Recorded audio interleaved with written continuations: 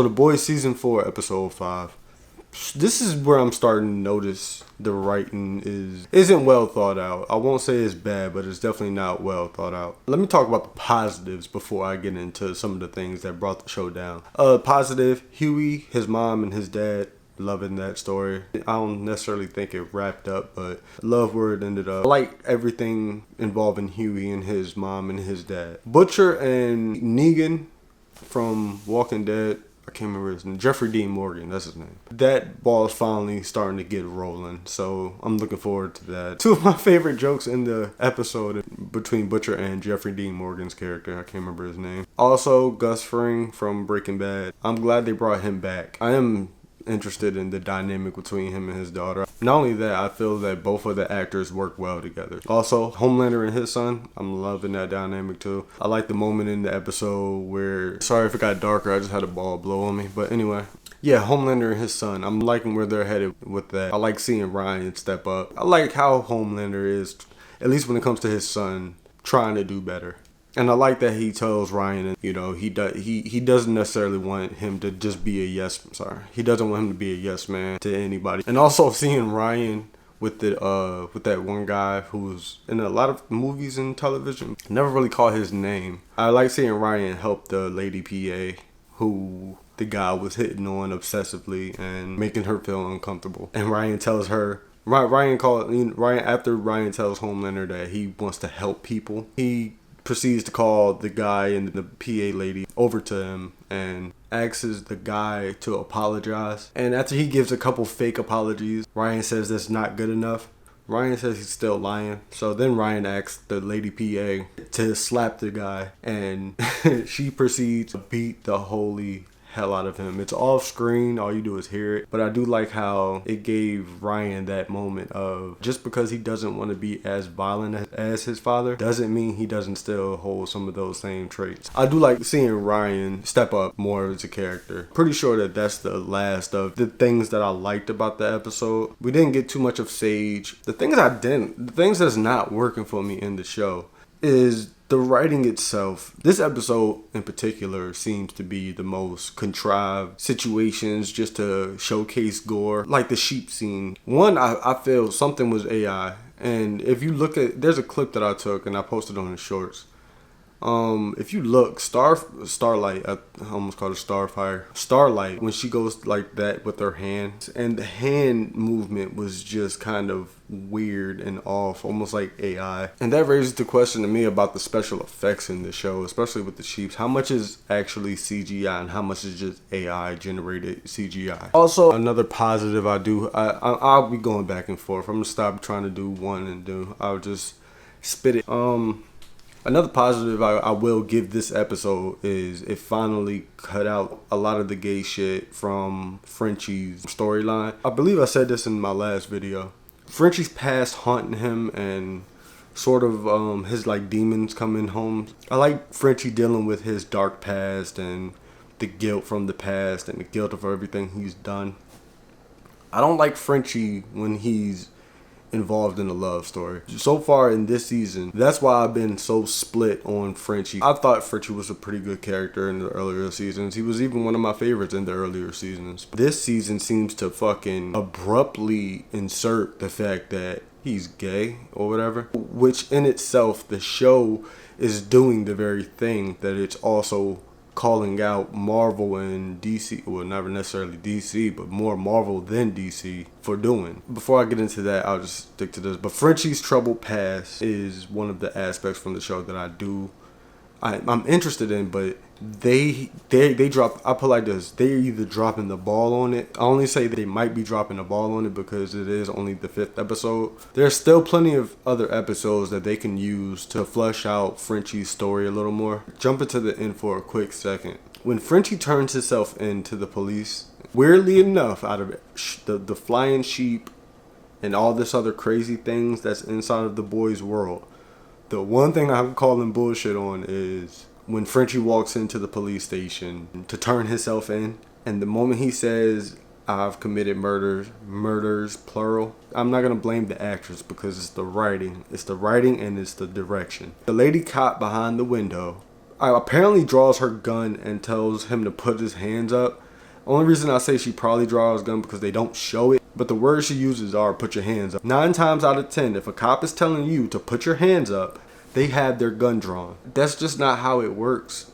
I wouldn't be so hard on the show for that if this show didn't pick a side. Maybe 20 years ago they could have done it. They could have done it in a TV show and it would have flew over my head because YouTube and so many other things didn't exist. But in 2024, I don't know about y'all, but I've watched enough YouTube videos to know if someone turns themselves in for murder, as weird as it sounds, they're treated innocent until proven guilty, which means they can turn themselves in and no violence or physical harm upon them will happen. 9 times out of 10, the sergeant or whoever is working will call them back to the desk and ask them, okay, what are you talking about now?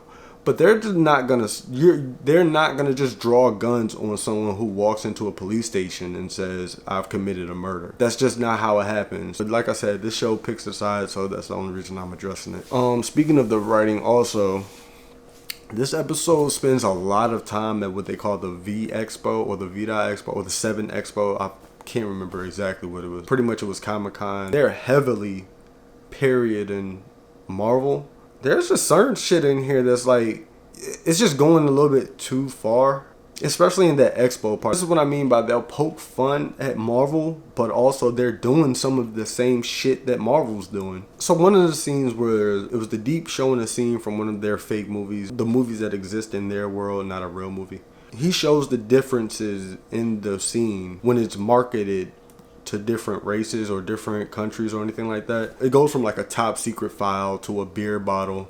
And then when it says like the African American market or some shit like that, it goes to like a bottle of cognac and shit. I understand the point that they're trying to make because Marvel does things for China like put the mask over Chadwick Boseman's face for the poster because they don't want to see a black man's face. Like they don't want to see a black man on the poster. It sounds weird, but it's just it's facts and it's the truth. And regardless of what any hateful fan has to say, or anybody who loves that shit has to say, it's just facts. And it's not the first time. Like they'll do things like shrink Finn on the cover of the Force Awakens poster. So I understand what they're parodying, but they're just not written well and they're not thought of to the point. They pulled out a black joke that is gotta be from the 80s or 90s. Like it's older than me. It just wasn't done well enough to illustrate the point that they were trying to make. And then there was another scene at the expo where it's the black something. I forgot what it was called. It's not the blackout, but back to black. Something like that. It showcased Sister Sage, A-Train, and Black Noir. Those scenes really just didn't do they honestly didn't do anything besides offend. And I'm not easily offended, but I can't think of a better word to use than offended. I'm not trying to go too deep into it, but when Marvel does it, it's more explored in like Chadwick Boseman's passing in Black Panther 2. Say whatever you want about that. They used Chadwick Boseman's death to promote that movie. That may have been more of an aspect to explore than just, them changing movie scenes or just changing scenes for releases in other countries. But that's what I mean by the writing is just not well thought out, because if you were going to go there, then you should have gone all the way and not just, pick at the easiest ones, other than saying, hey, these companies use their black people to exploit and go woke and shit like that. When The Boys is doing the exact same shit with Frenchie being gay all out of nowhere. And even if it's not out of nowhere, they have not ever explored that in any of the other seasons. They're doing that with Frenchie. In a way, they're definitely doing it with Sister Sage, because her and Firecrackers, all their interactions are nothing but pure racism. And I understand that they're trying to say that that's the character of Firecracker, but there's not enough creative thought in the writing process to pull it off. Like Firecracker, I was actually like, the show makes you hate her and not like her, but they don't do a good job at it. It's not like the heel or the baby face. It's not like that where you still respect the heel because you understand that they're acting and they're working. It's more that the material that they're giving Firecracker is it's like every left-sided Democratic. It's like everything they think of the Republican right side. It's nothing more than a stereotype. What the boys is trying to say is these fans, the right people, the people who say these companies are going woke and all of that, they're dumb. They'll follow Adolf Hitler if it means serving what they think is right. But in actuality, and this goes back to Frenchie walking into the police station, that's not how people react at all. Here's the thing, if they would have said that Firecracker had sex with a woman's husband, or Firecracker was gay, or anything in between those lines and somewhere around there, it would still make Firecracker, at least, and I'm watching it from the show and the show's perspective, but it would at least make Firecracker a little more, forgivable. But no, she hooked up with a whole minor. This is what the show gets for playing both sides. I don't care what kind of Republican or right-wing person you're talking about. One thing they all unanimously, well, I'm not going to say unanimously because, but for the most part, the majority, the one thing that they agree on are pedophilia is wrong and pedophiles are unforgivable. Point blank, period. If it was still a secret that no one knew within the universe, I could roll with it more and be like, oh damn. Now that I'm thinking about it, it would be a more interesting aspect, which is I'm rooting for her, but I don't know what kind of person she is behind the scenes. I can see if they were going that route. They didn't, and they're not. Firecracker came out on stage and told her audience and anybody watching at home she hooked up with a child. Like I said, the show's trying to push this, oh, that's okay, we still, like, no, that's just not how that side works. Because keep in mind, playing by your rules, Homelander pretty much got away with it because he killed a pedophile. They called the guy who Homelander killed at the beginning of the season a pedophile, which is why his entire audience was okay with it. But that's why they cheered at the, well, not at the moment, at the end of it, after it happened. That's why they were cheering, because they were like, fuck him, he's a pedophile. So why would that same audience be okay with Firecracker being a pedophile? It just makes no sense. I understand she's a villain and all that shit, but their own logic within the show isn't making sense. Also, a little bit about Starlight. One thing about Starlight, she's been fucking useless for a while now, but now it's coming to the point where I have to say something about how useless she actually is. And not only just useless, like I said, going back to the bad fucking writing. If you want if you want Starlight to punch Madam President or Madam Vice President, whatever she is, if you want Starlight to lose her temper and punch the lady who can pop heads, you have to give her a good enough reason. The way it happens in the show, not only is it out of nowhere, but it's uncalled for. When Huey's by himself, I'm completely 100% interested in the story. Anytime Huey's with Starlight, it makes me not give a fuck. But when Starlight is by herself, it gets interesting, but then it goes right back to I don't care anymore.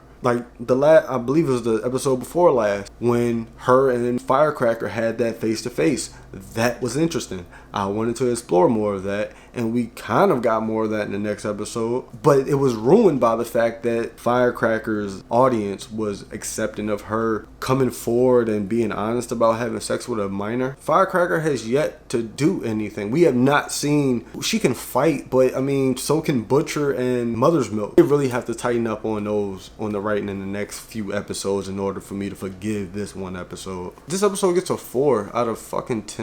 Make sure you do this one, do that one. I said empty your mind, be formless, shapeless, like water.